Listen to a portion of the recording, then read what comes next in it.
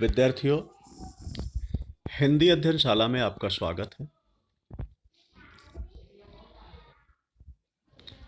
विद्यार्थियों, आज हम हिंदी विषय के अध्ययन के अंतर्गत पाठ 10 वीरों की पूजा नामक पाठ के प्रश्न उत्तर को समझेंगे और लिखेंगे। पिछली पाठ योजना में हम बहुविकल्पीय प्रश्नों के उत्तर, अति लघु उत्तरीय प्रश्नों के उत्तर, लघु उत्तरीय प्रश्नों के उत्तर समझ चुके हैं, लिख चुके हैं। अब हम दीर्घ उत्तरीय प्रश्नों के उत्तर को समझेंगे और कार्य में हिंदी नोटबुक जो भी इस समय आपके पास उपलब्ध है उस नोटबुक में लिखेंगे। दीर्घ उत्तरीय प्रश्नों में यहाँ का से अंगा तक 5 प्रश्न दिए गए हैं। इन सभी प्रश्नों के प्रश्न और इनके उत्तर समझें और हिंदी की नोटबुक में जो इस समय उपलब्ध है उस पर लिखें।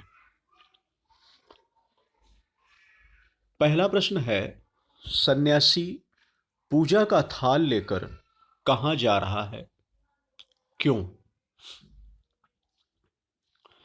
इसका उत्तर है, सन्यासी पूजा का थाल लेकर राष्ट्रभक्तों व सतियों की समाधि पर चित्तौड़ जा रहा है। उसका मानना है कि चित्तौड़ स्वतंत्रता देवी के मंदिर का प्रतीक है, जहां का बच्चा बच्चा, चाहे वो स्त्री हो या पुरुष, अपने देश की मान मर्यादा के लिए मर मिटने को तैयार रहता है। दूसरा प्रश्न है, इधर प्रयाग न गंगा सागर, इधर न रामेश्वर काशी। इन पंक्तियों में कवि का आशय स्पष्ट कीजिए। इन पंक्तियों के माध्यम से कवि क्या समझाना चाहता है? उत्तर है, इन पंक्तियों में कवि चित्तौड़ की ओर संकेत कर रहा है, क्योंकि पूजा का थाल लेकर लोग तीर्थ स्थलों पर पूजा करने जाते हैं। इसलिए उसने इन तीर्थ स्थानों का नाम लिया है और कवि द्वारा बताया जा रहा है कि ये तीर्थ स्थल जिधर आप जा रहे हो उधर नहीं है।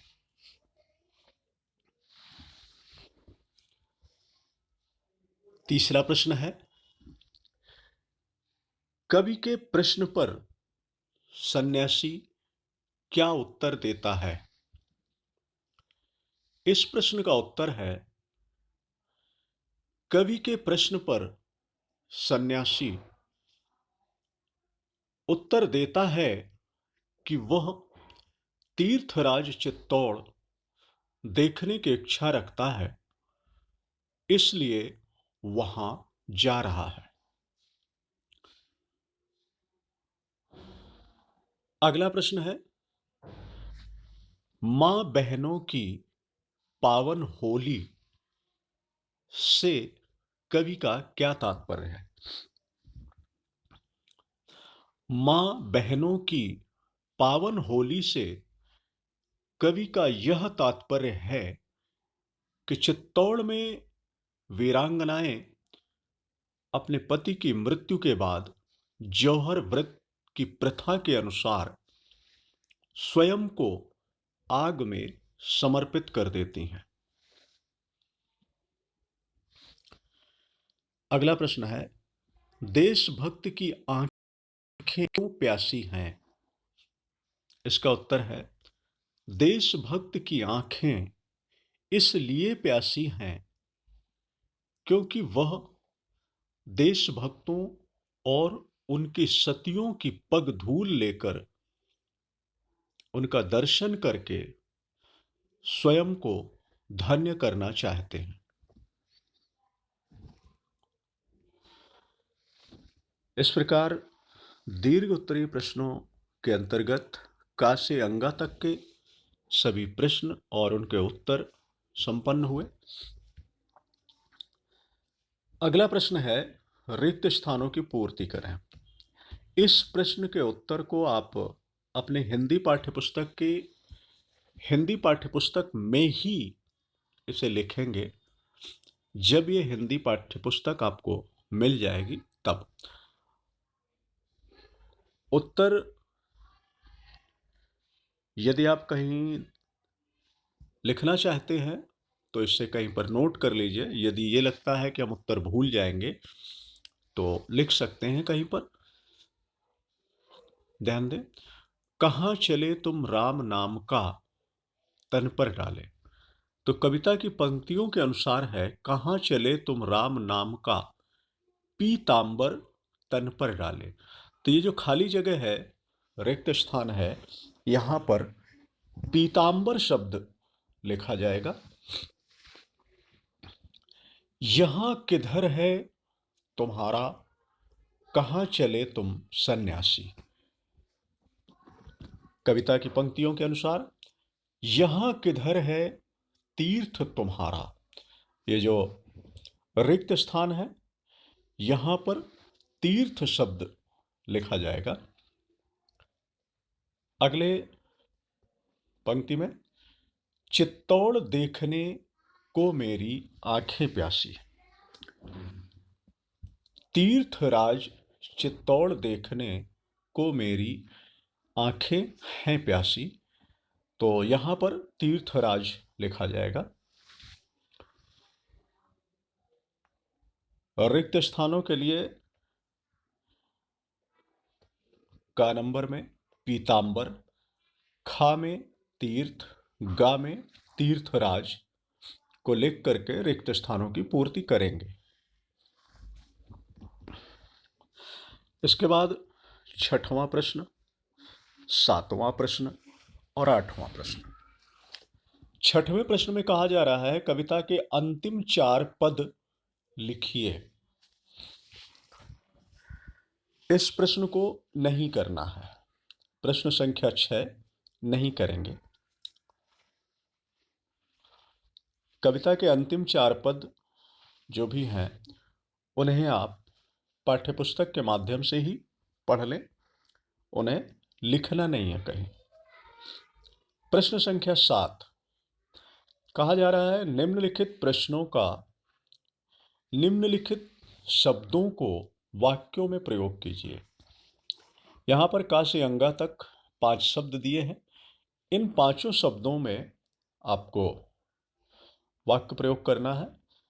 पीतांबर, तीर्थ, चित्तौड़, शक्ति और जौहर। प्रश्न संख्या 7 को आप लोग स्वयं करेंगे और हिंदी की नोटबुक में लिखना है इसे। प्रश्न संख्या 8 है, नीचे लिखे शब्दों के तुक वाले शब्द लिखिए। का से लेकर घा तक ये 4 शब्द दिए गए हैं। इन शब्दों के लिए आपको तुकांत शब्द लिखने हैं। मतवाले, भूल, काशी, बोली। इस प्रश्न का उत्तर आपको पाठ्यपुस्तक में ही लिखना है। मतवाले का तुकांत शब्द होगा डाले। भूल का तुकांत शब्द होगा फूल। काशी का तुकांत शब्द होगा सन्यासी या प्यासी। बोली का तुकांत शब्द होगा होली या टोली। एक बार फिर से ध्यान दें, प्रश्न संख्या 6 नहीं करना है। प्रश्न संख्या 7 आपको स्वयं ही करना है। दिए गए शब्दों को प्रयोग करके वाक्य बनाएं। प्रश्न संख्या 8 को पाठ्यपुस्तक में ही लिखना है। मतवाले का तुकांत शब्द डाले, फूल का तुकांत शब्द भूल का तुकांत शब्द फूल, काशी का तुकांत शब्द सन्यासी या प्यासी, बोली का तुकांत शब्द होली या टोली। आइए प्रश्न संख्या 9, 10, 11, 12 और 13 को समझ लेते हैं। प्रश्न संख्या 9 में कुछ शब्द दिए गए हैं। इन शब्दों से हमें नए शब्द बनाने हैं। पथ, पूजा, देश, दीप आदि। प्रश्न संख्या 10 में कुछ शब्द दिए गए हैं। इन शब्दों के हमें दो दो पर्यायवाची शब्द लिखने हैं। पथ, पावन, वीर और बैरी। प्रश्न संख्या 11 में श्रुतिशम भिन्नार्थक शब्दों के अर्थ लिखकर उनका वाक्यों में प्रयोग कीजिए, ऐसा निर्देश दिया गया है। श्रुतिशम भिन्नार्थक शब्द हैं थाल, थल, दीप, द्वीप, तन, तना, पावन, पवन। तो ये 4 शब्द समूह दिए हैं। इन चारों शब्द समूहों के लिए हमें अलग अलग वाक्य बनाना है। 12वां प्रश्न है, नीचे लिखे गए शब्दों के विलोम शब्द लिखें। प्रातः, अचल, इधर, बैरी, स्वतंत्र, पावन, मारना। इन शब्दों के विलोम शब्द लिखने हैं। 13वां प्रश्न है, निम्नलिखित शब्दों का संधि विच्छेद कीजिए।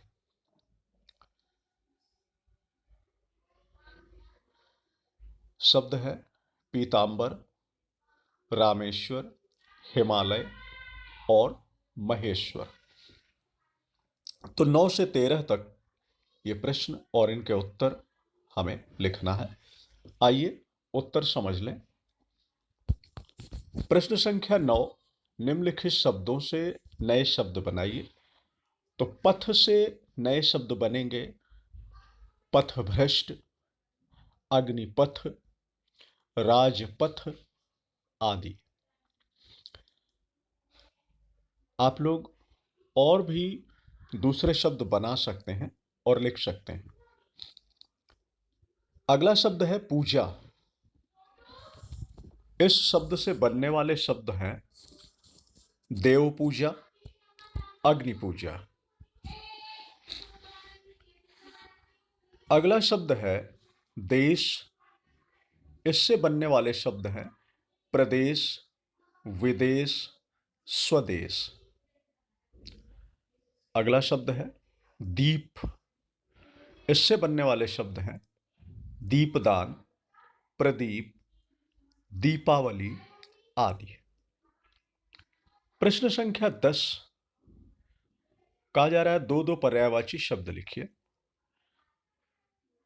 पहला शब्द है पथ, दूसरा शब्द है पावन, तीसरा शब्द है वीर और चौथा शब्द है वैरी। पथ शब्द के दो पर्यायवाची शब्द हैं मार्ग, रास्ता। पावन शब्द के दो पर्यायवाची शब्द हैं पवित्र, शुचि। वीर शब्द के दो पर्यायवाची शब्द हैं बहादुर, साहसी। वैरी शब्द के दो पर्यायवाची शब्द हैं शत्रु, दुश्मन। प्रश्न संख्या 11, श्रुतिशम भिन्नार्थक शब्दों के अर्थ लिखकर उनका वाक्यों में प्रयोग कीजिए।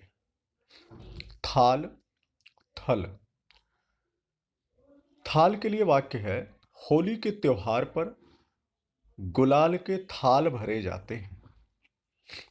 विद्यार्थियों, यहां पर गुलाल के ताल लिखा है, ताल सही नहीं है, थाल शब्द होगा।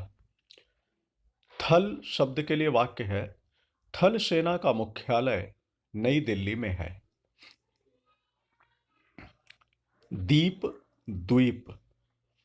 दीपावली में दीप जलाकर घर को सजाते हैं। द्वीप, समुद्र के बीच लक्षद्वीप स्थित है। तन, तना। तन शब्द के लिए वाक्य प्रयोग होगा, हमें अपने तन को स्वच्छ रखना चाहिए। तना शब्द के लिए वाक्य प्रयोग होगा, पीपल के पेड़ का तना मजबूत होता है। पावन, पवन। पावन शब्द के लिए वाक्य होगा, गंगा का जल पावन है।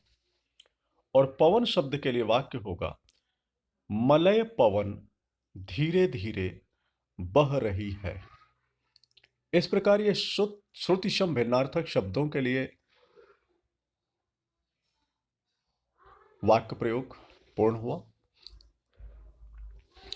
प्रश्न संख्या 12 में दिया हुआ था, नीचे लिखे गए शब्दों के विलोम शब्द लिखिए। प्रातः का विलोम होगा सायं। अचल का विलोम होगा चल। इधर का विलोम होगा उधर। बैरी का विलोम होगा मित्र। स्वतंत्र का विलोम होगा परतंत्र। पावन का विलोम होगा मलिन। और मारना का विलोम होगा बचाना। प्रश्न संख्या 13, निम्नलिखित शब्दों का संधि विच्छेद कीजिए। पीतांबर, पीतधन, अंबर। रामेश्वर, रामधन, ईश्वर। हिमालय, हिमधन, आलय। महेश्वर, महाधन, ईश्वर। इसके बाद 14वां प्रश्न दिया हुआ है, कहा जा रहा है नीचे दिए गए शब्दों का समास विग्रह करके समास का नाम भी बताइए। इस प्रश्न के उत्तर लिखने के लिए हमें नीचे जो शीर्षक दिया है पढ़िए और समझिए, इसके अंतर्गत समास के विषय में कुछ जानकारी दी गई है, इसे भी पढ़ लें। और पढ़ने के बाद इस प्रश्न के उत्तर लिखना है। विद्यार्थियों, आप लोग हिंदी व्याकरण में संधि और समास नामक पाठ विस्तृत रूप में पढ़ चुके हैं, समझ चुके हैं। अतः संधि और समास प्रश्नों के उत्तर लिखने में कोई परेशानी होनी नहीं चाहिए। यदि कोई परेशानी है तो अपने हिंदी व्याकरण की पुस्तक से संधि और समास नामक पाठ पुनः पढ़ें, दोहराएं, समझें और संधि और समास के जो भी प्रश्न हैं उन प्रश्नों का उत्तर लिखें। पढ़िए और समझिए शीर्षक के अंतर्गत जो जानकारी दी गई है इसे आप लोग स्वयं पढ़ें, समझें। 14वें प्रश्न का उत्तर देखें। नीचे दिए गए शब्दों का समास विग्रह करके समास का नाम भी बताइए। यानी हमें शब्दों के रूप में समस्त पद दिया हुआ है, उन समस्त पदों का हमें समास विग्रह करना है और समास विग्रह करने के बाद समास का नाम बताना है। पहला शब्द है पीतांबर। पीतांबर, पीत अंबर, यहां पर कर्मधारय समास है। रामेश्वर, समास विग्रह होगा राम के ईश्वर, यहां तत्पुरुष समास है। अगला शब्द है तीर्थराज, इसका समास विग्रह होगा तीर्थों का राजा, समास का नाम है तत्पुरुष समास। अगला प्रश्न है वीर मंडली, इस प्रश्न का समास विग्रह होगा वीरों की मंडली और समास का नाम होगा तत्पुरुष समास।